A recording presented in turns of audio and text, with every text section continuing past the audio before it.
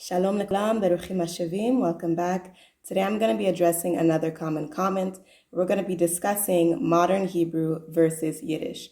If you haven't seen our previous videos on biblical Hebrew versus modern Hebrew and Paleo Hebrew versus modern Hebrew, I strongly suggest that you watch those videos first, just so that you have some context as to what I'll be speaking on in today's video.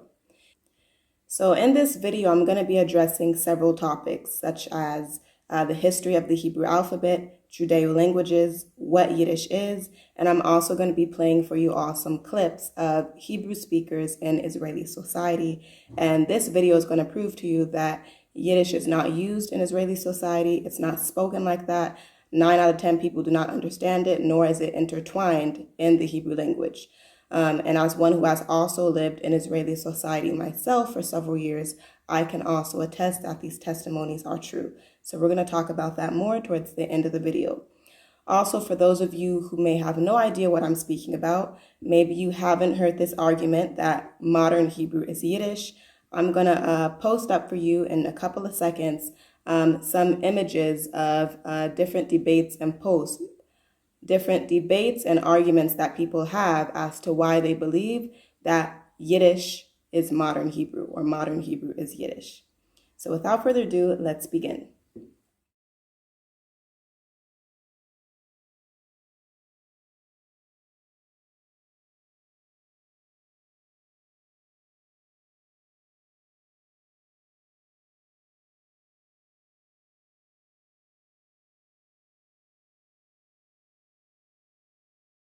So hopefully you all read those comments because we're going to talk about it. So briefly, people are saying that modern Hebrew must be Yiddish because of, number one, the writing system that they use.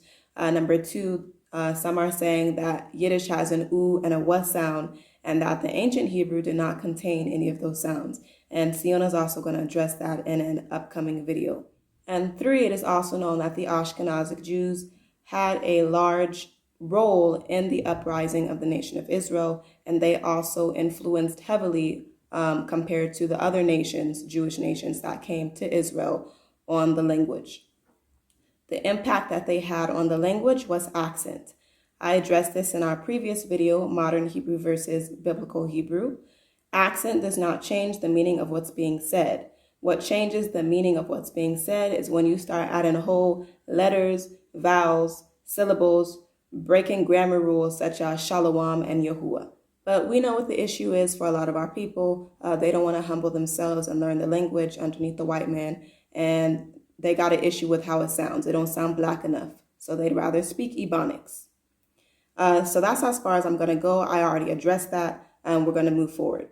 So we're going to dive back into history. First, we're going to go over the history of the Hebrew alphabet. So before the Israelites got their own writing system, they used the writing systems of other nations. And if that's not clear to you, I'm going to give you some examples. We have the Latin script. Latin script is used outside of English, such as Portuguese, Spanish, Italian, German, and even many African languages like Somali and Yoruba use this script. And Latin certainly isn't the only one. There are several writing systems that may have originated from a particular group of people and another group of people from a different nation, or maybe they speak a different language, and they have chosen, for whatever the reason may be, even if it's from a different language stock, to use their writing system. So first we have Proto-Canaanite script. And this is one of the earliest known writing scripts in the East that was used throughout Mesopotamia, not just the Israelites. Next, we have the Phoenician alphabet, which was an offspring of the Proto-Canaanite alphabet, and was later used by the Israelites as well, which eventually led into what many call Paleo Hebrew, and that was also adapted by the Phoenician alphabet, which led into the Samaritan script, which is still used by the Samaritan community today in the West Bank, Palestine, in cities like Hebron and Nablus. So in Ezra chapter 4, this is around the time of the Assyrian captivity and the leadership of Prophet Ezra.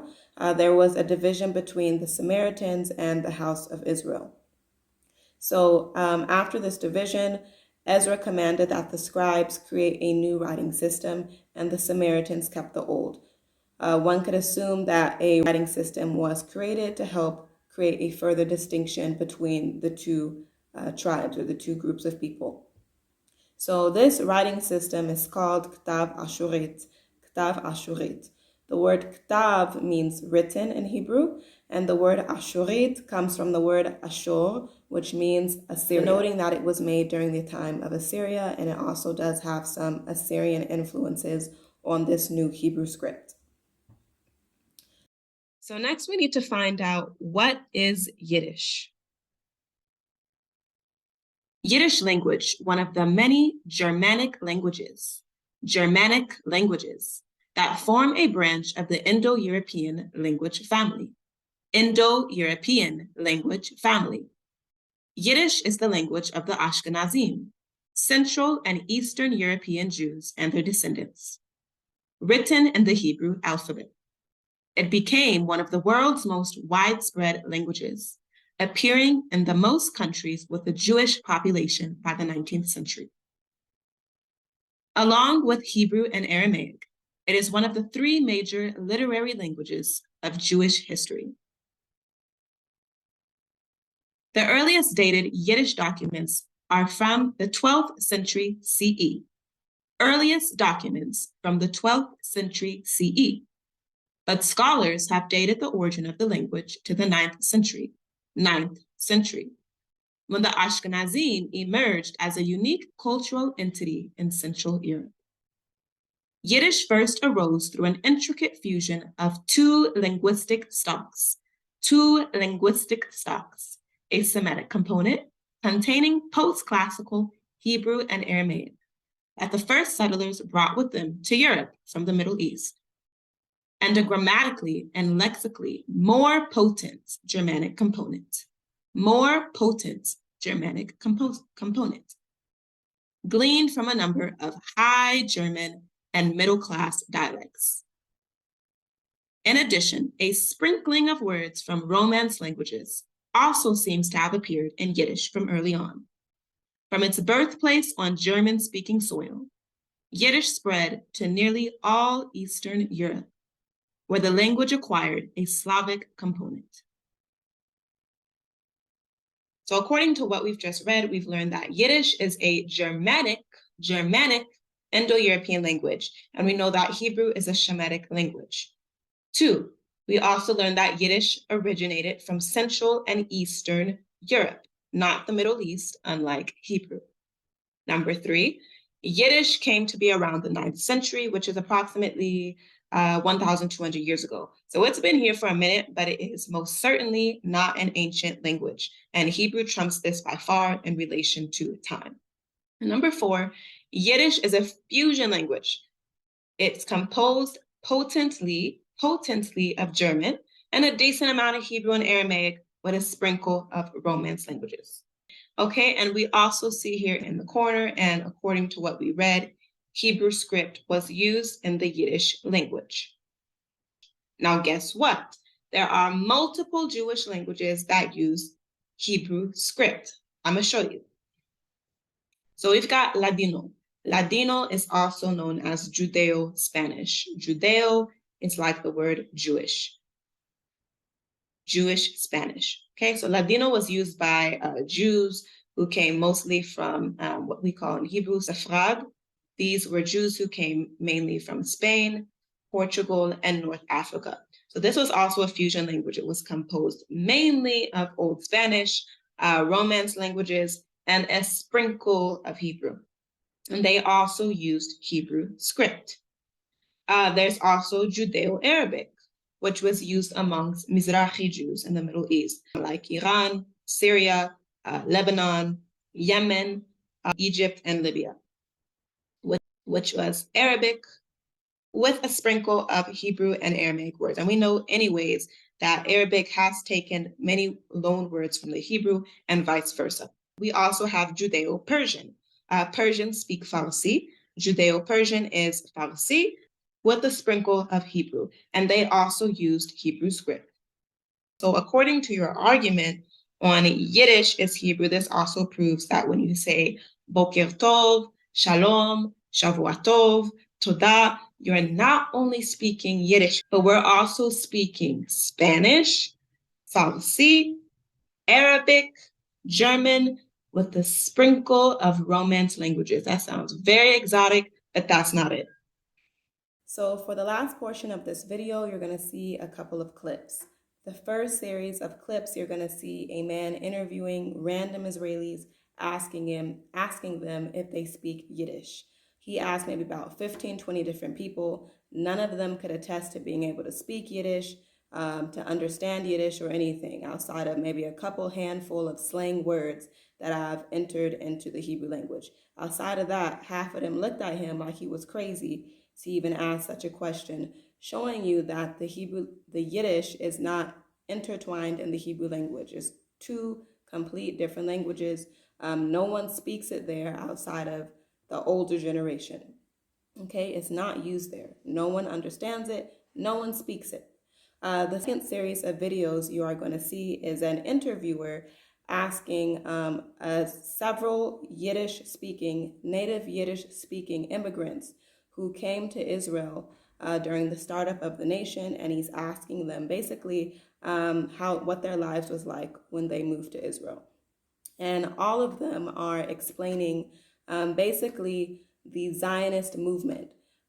Zionism, they really pushed that people forsook their cultures, forsook their native languages, even to the fact that there was a period of time where magazines, live shows, newspapers, and things like that were not allowed to be published if they were not in Hebrew. So they didn't even want Yiddish to be spoken out there. It was taboo almost.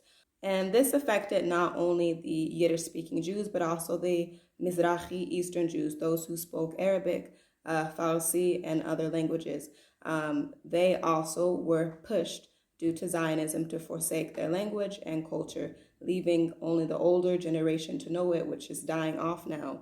And the younger generation, they don't know anything. So I'm trying to keep this video quick and short to the point. So the clips are cut up in pieces.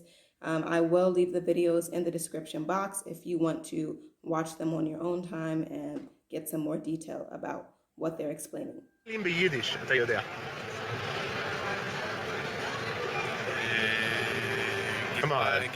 מה? גוואלד? אוקיי. ג'אבס? איך? זה ביידיש? זה אני לא מכיר, מה? איזה עדה אתה? תימני. תימני. תימני בשתי הצדדים? איזה מילים אתה יודע ביידיש? ביידיש? כן. אני יודע ביידיש. When I came to Israel, I went to a youth organization, and I still studied in Israel 2 years. 2 years I studied all the subjects in Hebrew. And there they did not want us to speak Yiddish, because Yiddish was looked upon, this is a language from the diaspora, from the weak. And I went to these two guys, and I said in Yiddish, no, was tut zu dachten, but you know, in some proud way. They looked at me and said, we don't speak that language anymore, in a Yiddish accent. That threw me altogether. I couldn't understand that. And I couldn't understand Israel. But every time I tried to use Yiddish, and I didn't realize this before I went, people on the street would give me looks like drop dead, something like that. They wanted to do away with the feeling of galut, the feeling of the Holocaust. You had to be Israeli, you had to speak Hebrew. But they didn't realize that's very, very difficult. They just did not want Yiddish, and I think they So I hope this video has given some of you more clarity and insight on this argument. Perhaps there may have been some of you who may have been skeptical about learning Hebrew because of this lie that has been put out. So please like this video and subscribe to this channel. Please also take a look at our new Patreon page that has just been launched. We are offering pre-recorded Hebrew lessons as well as live sessions through our Patreon. Also, look forward to our upcoming video on There Is No U and What Sound for our Common Comment series. So, Todah, Shavua Tov.